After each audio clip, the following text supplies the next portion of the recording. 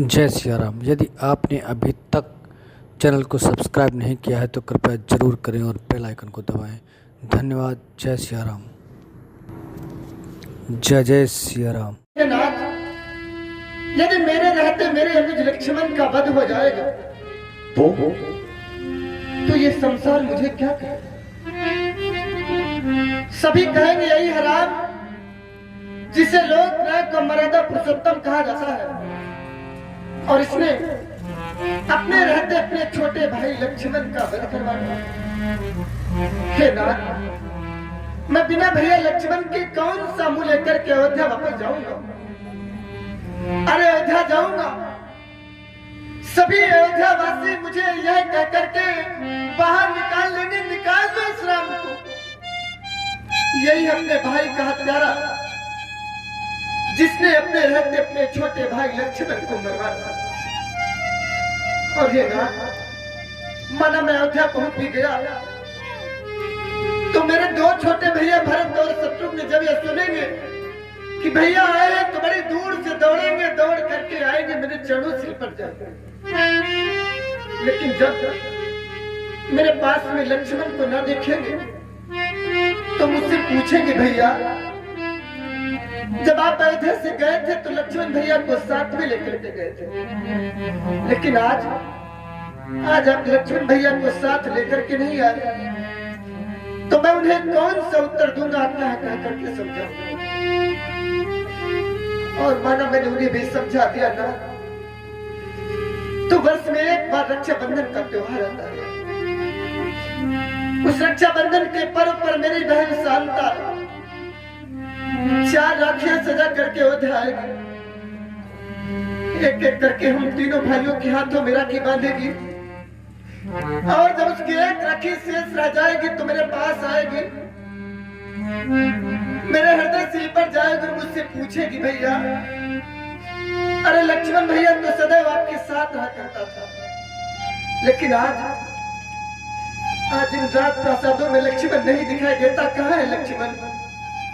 तो मैं उसे कौन सा उत्तर दूंगा? क्या कह करके समझाऊंगा?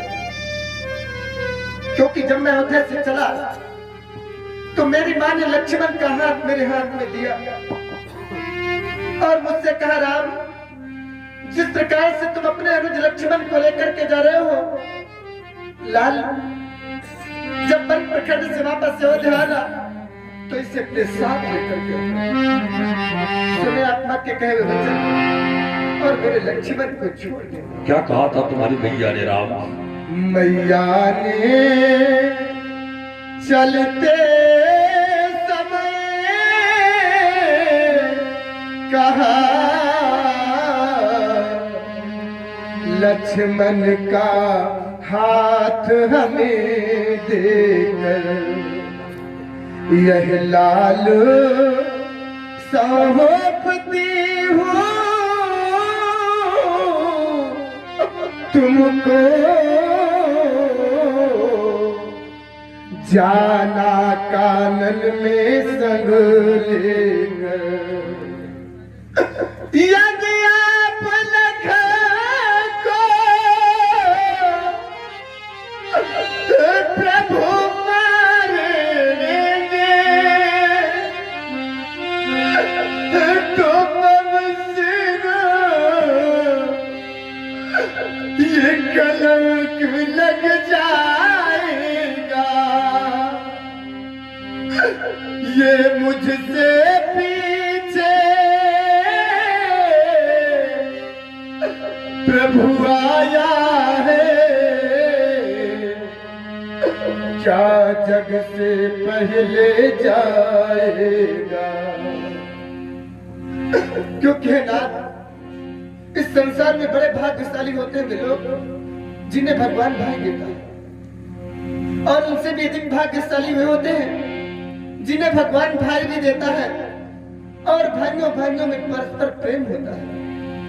और अभागे होते हैं वे लोग जिन्हें भगवान भाई तो देता है लेकिन भाइयों भाइयों में प्रेम नहीं, प्यार नहीं, बल्कि ईर्ष्या और द्वेष की दीवार खड़ी कर देता है। अरे मैं तो अपने को बड़ा भाग्यशाली मानता हूँ कि मुझे भगवान ने एक नहीं दो नहीं बल्कि तीन तीन छोटे भाई थे। और मुझे तो इस समय भी याद आता है जब हम चारों भैया सरयू के तट पर खेला करते थे और खेल ही खेल में मेरे तीनों भैया दौड़ करके आते, मेरे हृदय से लिपट जाते, मुझे भैया भैया कहते। उस समय मैं सोचा करता था काश मेरा भी कोई बड़ा भाई होता जिसे मैं भी होता। इसलिए मैं आपसे करबद्ध निवेदन करता हूँ। साथियों सुन रहे हैं, हे नाना आकुल व्याकुल कब लाल प्राण मेरे भैया को मुझे दे दो, कमनीय कृपा की प्रभु गौर करो, ये भाई संग भाई जीने दो। माँ की गोदी का ये प्रभु को निहार, ये प्यारे पितु का है प्रियवासना, मेरे प्राणों का प्रभु प्राणाधार, नैनों की पुतली प्रणत पार। हे पूज्यवर, आज तक मैंने किसी के सामने अपनी झोली नहीं फैलाई, लेकिन आज मैं अपने भैया लक्ष्मण के लिए आपसे प्राणों तक की भिक्षा मांगता हूँ। भगवान भिखारी ये मांग रहा, भैया के प्राणों की भिक्षा। खड़े हो। भगवान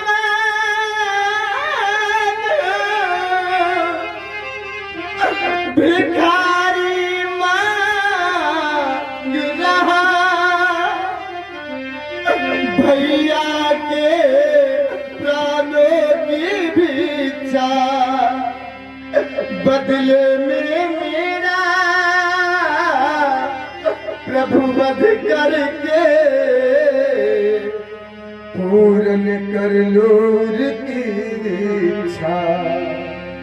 मैं बिना लखन के भगवन किस तरह अवधपुर जाऊंगा, मैया पूछेगी मेरे लखन कहाँ, मैया पूछेगी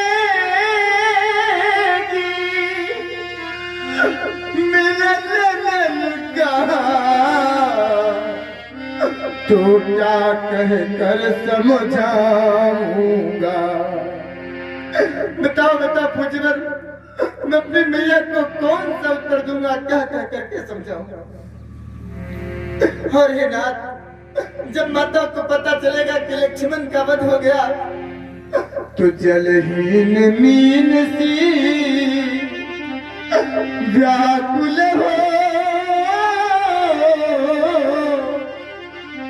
मैया तड़फड़ा उठेगी तब उस छाती से, उस गोदी से ज्वाला धड़धड़ा उठेगी तब। इतना करना हम दोनों की छातियां मिला देना स्वामी, गल बहिया डाले हुए युगल हमको लपेट देना स्वामी। क्योंकि नाथ, इस संसार में मित्र भी मिल जाते हैं, शत्रु भी मिल जाते हैं, लेकिन सगा भाई दोबारा कभी वापस नहीं मिलता। देशे देशे कलप प्राणी, देशे देशे च बांधवा, तम तुदेशम न पश्यामि यत् घाता सहोदर। इसलिए मैं आपसे आखिर निवेदन करता हूँ, आखिरी विनय यह राम करे, फिर दया कर बचनो निभा देना। हम दोनों भाइयों को भगवान एक साथ बहा देना। राम, तुम्हारे नेत्रों से निकलते हुए असुरों को देखता हूं तो ऐसा लगता है कि एक भी असुर यदि तुम्हारे नेत्रों से धरातल पर गिर गया राम, तो ये धरातल रसातल में प्रवेश कर जाएगी। अपने असुरों को रोक लो राम, मैं तुम्हारे भैया का वध नहीं करूंगा। राम, तुमने अपनी माता को वचन दिया था कि मैं लक्ष्मण के प्राणों की रक्षा अपना बलिदान करके भी करूंगा, इसलिए माता को दिए गए वचन की रक्षा के लिए तुम अपना बलिदान करने के लिए तैयार हो। राम, तुमने भी अपनी माता को वचन दिया है तो मैंने भी अपनी माता को वचन दिया था। मेरे पिताजी का वध जब शेष भाव के पुत्रों ने किया, यज्ञशाला में मेरे पिताजी का वध हुआ था। यज्ञशाला को चारों ओर से शेष भाव के पुत्रों ने घेर लिया। उसके बाद अपने धनुष पर बाणों का संधान करके मेरे पिताजी का वध किया। और इतना ही नहीं, जब वध कर दिया उसके बाद मेरे पिताजी का सिर काटा। काटने के बाद ले गए अपनी राजधानी, अपने राज्य में चले गए, राज्य की ओर प्रस्थान कर गए। उनके ऐसे दुर्व्यवहार को देखकर, अनैतिक व्यवहार को देखकर मेरी माता रोने लगी। माता के रोने की आवाज मुझे सुनाई पड़ी। मैं जंगल गया था यज्ञ के लिए संविदा लेने के लिए, संविदा माने लकड़ियां लेने के लिए जंगल गया था। वहां माता के रोने की आवाज सुनाई पड़ी। हाथ में पर्स उठा लिया, भाग करके आश्रम आया और जैसे ही मैं यज्ञशाला के अंदर मैंने प्रवेश किया, मैंने देखा मेरे पिताजी वहीं मृत पड़े हैं। मेरी माता पिताजी के पास बैठ करके रो रही है। मेरी माता 21 मुष्टियों का प्रहार अपने वक्षस्थल पर किए थे। 21 बार मुष्टियों का प्रहार करके मेरी माता ने रोया था। मैंने गणना की थी, मैंने माता से कहा, मैंने प्रतिज्ञा की, माँ तुम एक विन समारे स्मात मुष्टि ताड़े, आपने 21 मुष्टियों का प्रहार किया है अपने वक्षस्थल पर, इसलिए त्रिशब्द से भी पाठ हुआ। इसलिए मैं 21 बार समस्त भूमंडल पर भ्रमण करके क्षत्रियों का सर्वनाश कर दूंगा। मेरी माता भयभीत हो गई। भयभीत क्यों हुई? क्या मेरी माता को मेरे बल पर कोई शंका थी? नहीं, मेरी माता को भय इस बात का हुआ कि मेरी माता का जन्म ही क्षत्रिय वंश में हुआ था। तो मेरी माता ने विचार किया कि मेरा जन्म क्षत्रिय वंश में हुआ, अब हमसे जन्म लेने वाला परशुराम उस वंश पर परस चलाएगा जिस वंश में हमारा जन्म हुआ है। तो मेरी माता ने इस बात को लेकर के अत्यधिक दुख व्यक्त किया। और जब पिताजी के साथ सती होने के लिए गई, क्योंकि मैंने शेषभाव के पुत्रों का वध किया, वहां से सिर लेकर आया, पिता के धड़ से जोड़ा। मेरी माता ने सती होने के लिए बढ़ी तो मेरी माता ने मुझे अपने पास बुला करके कहा कि परशुराम, संसार के क्षत्रियों का विनाश करना, लेकिन कभी किसी धर्मात्मा क्षत्रिय का वध मत करना। मैंने कहा ठीक माता। और मेरी माता ने कहा कि परशुराम, इच्छाक वंश में मेरा जन्म हुआ है। इच्छाक वंश उत्पन्न रेणु नाम नराधिपा तस्य कन्या महाभागा कामल्या नाम रेणुका। इसलिए इच्छाक वंशियों पर तो कभी भूल करके भी फरसा मत चलाना। मैंने अपनी माता को वचन दे दिया, माँ मैं इच्छाक वंशी क्षत्रियों पर कभी परस नहीं चलाऊंगा। राम, मैं तुम्हारा वध कैसे करूं? लक्ष्मण का वध कैसे करूं? तुम दोनों भाइयों का जन्म ही इच्छाक वंश में हुआ है। और मैंने अपनी माता को वचन दिया कि मैं इच्छाक वंश पर कभी परस नहीं चलाऊंगा। तो जब एक 16 साल का बालक अपनी माता को दिए गए वचन की रक्षा में अपना वरदान करने के लिए तैयार है, तो 16,000 दिव्य वर्ष का महात्मा क्या अपनी माता की मर्यादा तोड़ के फलता चलाएगा?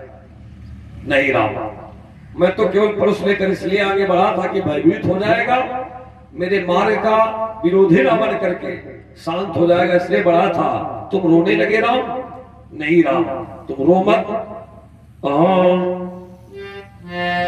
राम तुम रो नहीं, नहीं ये धरा धस जाएगी।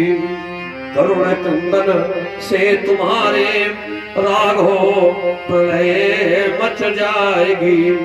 माँ के हृदय सा प्यार ले भैया बचाने आ गए। निज बंधु के रक्षार्थ राघो तुम स्वयं आगे आ गए। अपराधी भैया तुम्हारा कैसे तुमको मार दूं।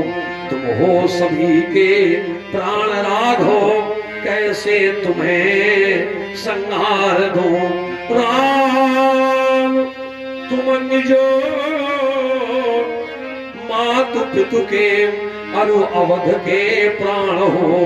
आदर्श हो भ्रातृत्व के तुम सौम्य शांत महान हो। राम तुम्हारे मस्तक पर यदि कोई कलंक लग जाएगा तो कौन धरा पर ऐसा है जो निस कलंक कहलाएगा।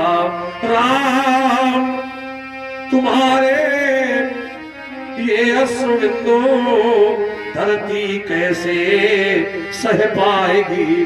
अब और इन्हें मत गिरने दो, देश की छाती फट जाएगी। मैं बंधु विहीन बना करके तुमको नहीं पठाऊंगा। मत रो इसे मार करके मैं तुमको नहीं रुलाऊंगा। मारूंगा नहीं इसे राघो, ले जाओ अपने भैया को। जैसे लाए थे दे देना इस भैया को अपनी मैया को। न जाने क्यों राम तुम दोनों भाइयों का भ्रातृत्व प्रेम को देखकर मेरा हृदय कहता है भाई भाई।